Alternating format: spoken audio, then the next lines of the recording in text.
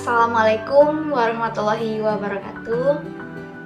Perkenalkan, kami dari kelompok keempat akan mempresentasikan hasil kerja kelompok kami yang berjudul Konsep Etika dan Estetika Islami dalam Pengembangan Budaya dan Saintek. Sekian dari saya, mari kita lanjut ke materinya. Yang pertama ada akhlak. Akhlak yang secara etimologi atau kebahasaan berarti budi pekerti, berani, atau disebut juga sikap hidup. Adalah ajaran yang berbicara tentang baik dan buruknya, ukurannya adalah wahyu.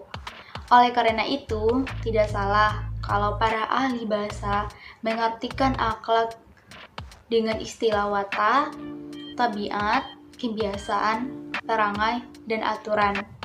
Secara terminologis, akhlak adalah ilmu yang menentukan batas antara yang baik dan yang buruk, terpuji atau tercela, menyangkut perkataan dan perbuatan manusia lahir dan batin.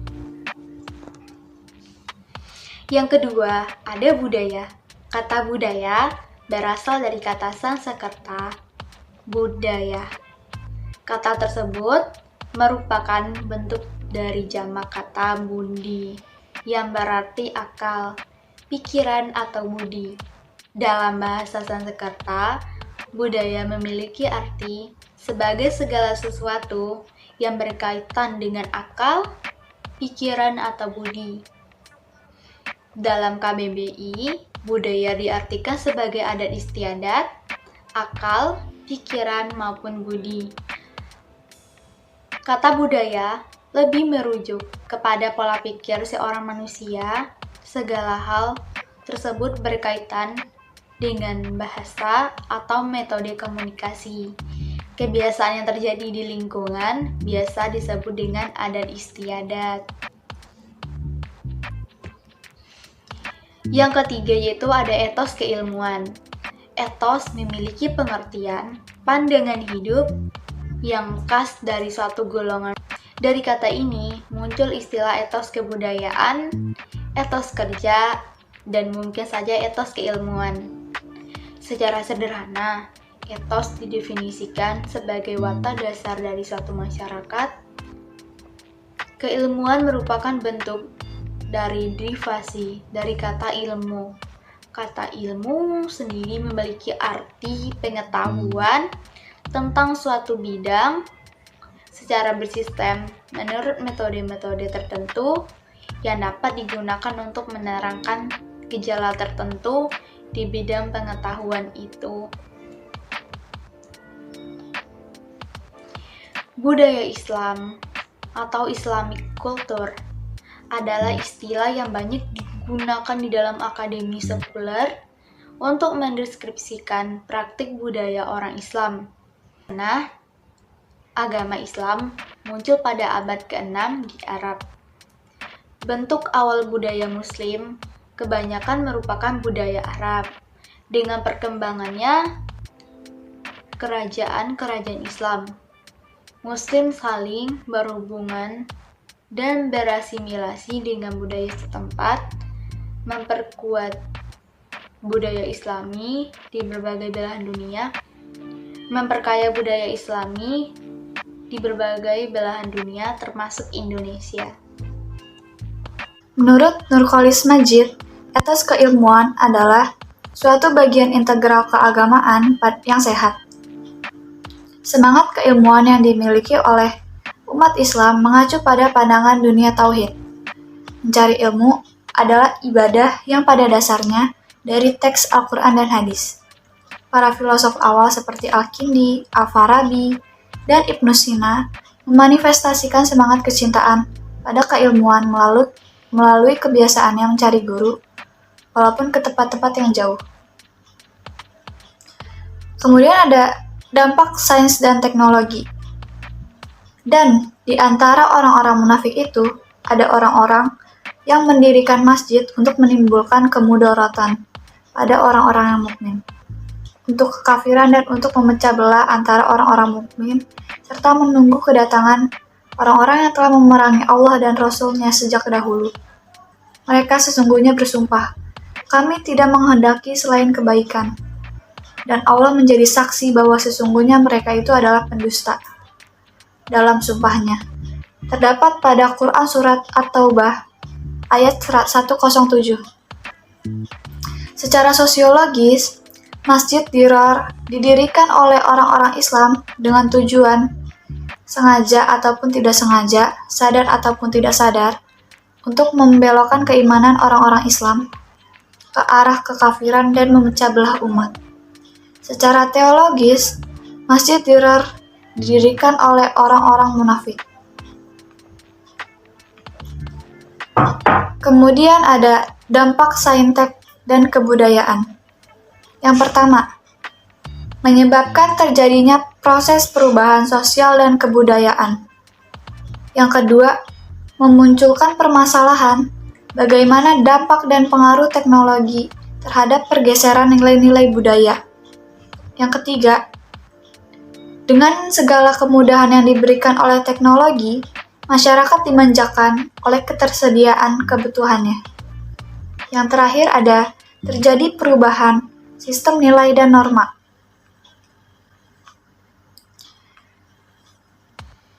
Rekonstruksi pengembangan budaya saintek berbasis akhlak mulia. Internet sudah memiliki banyak dampak bagi banyak orang.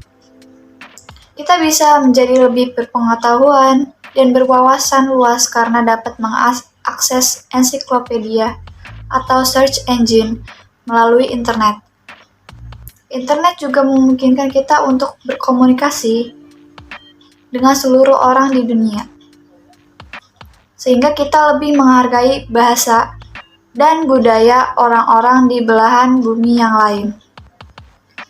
Kita juga dapat mengetahui berita dan kejadian yang sedang terjadi di dunia.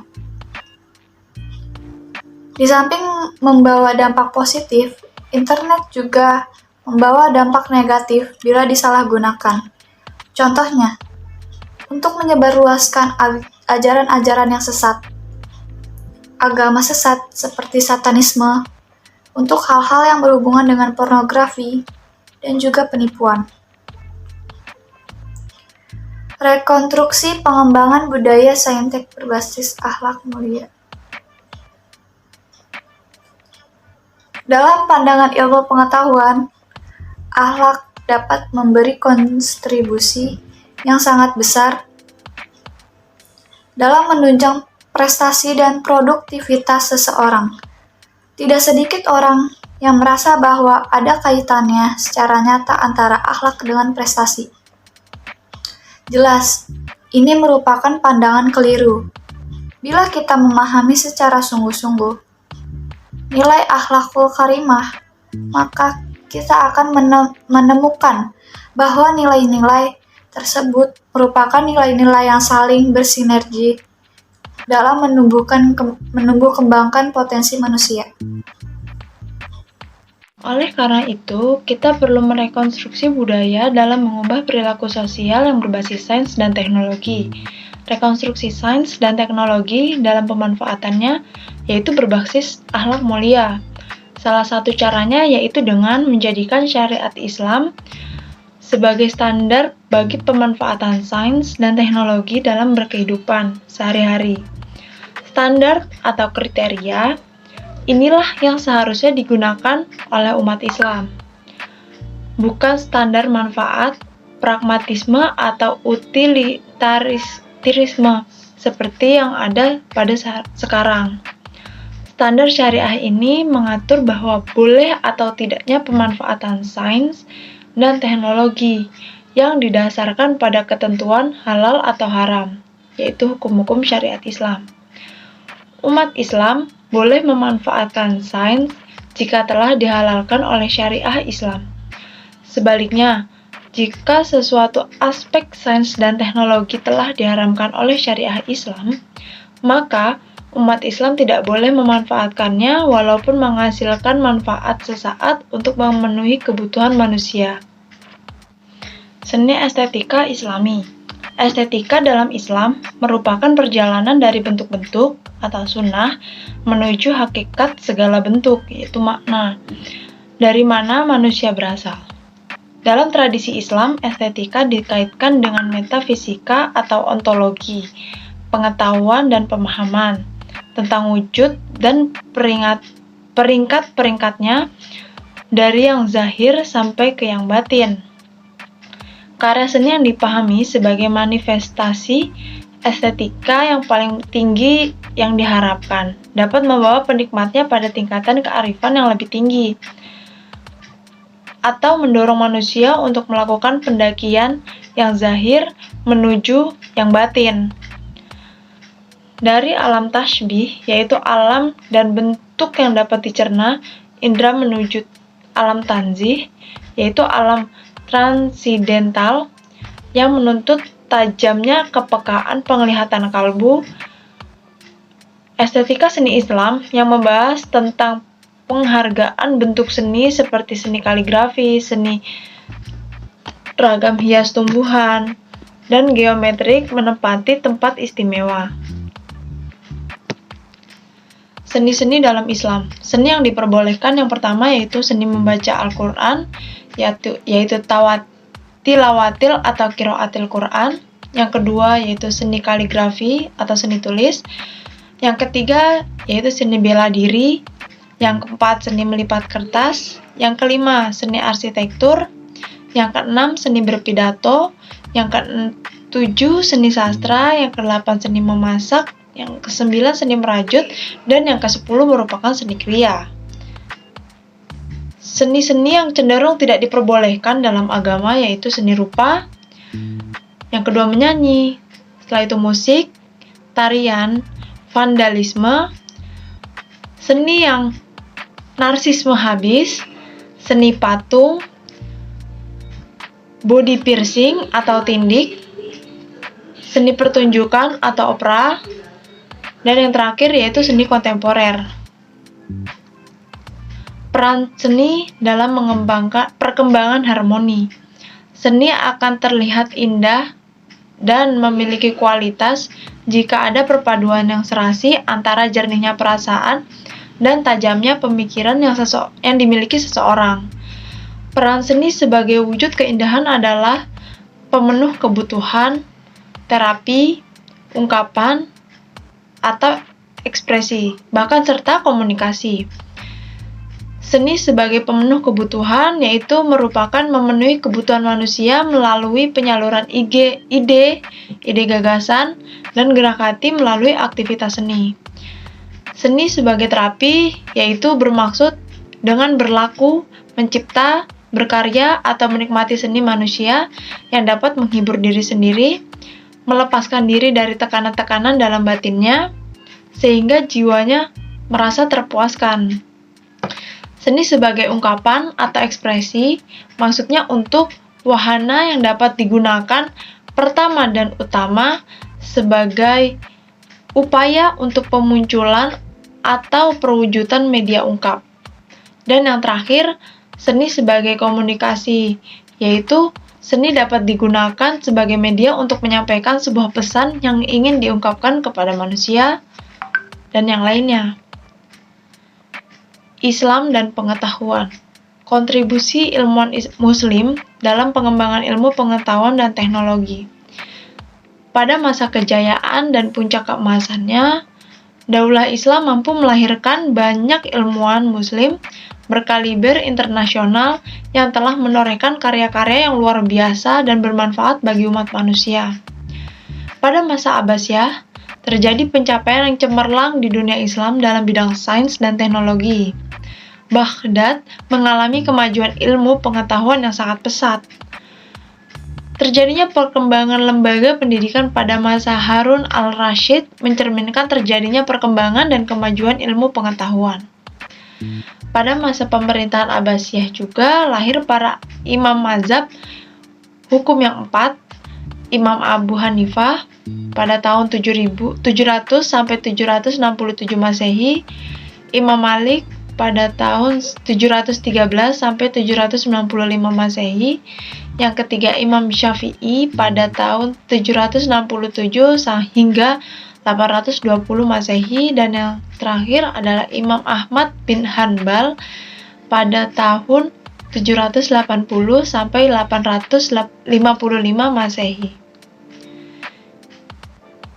Pada masa permulaan perkembangan kekuasaan, Islam telah memberikan kontribusi kepada dunia berupa 3 jenis alat penting, yaitu kompas, kertas, dan mesin. Sejarah mencatat perpustakaan di Cordova pada abad 10 Masehi mempunyai 600.000 jilid buku. Perpustakaan Darul Hikmah di Kairo mempunyai 2 juta jilid buku.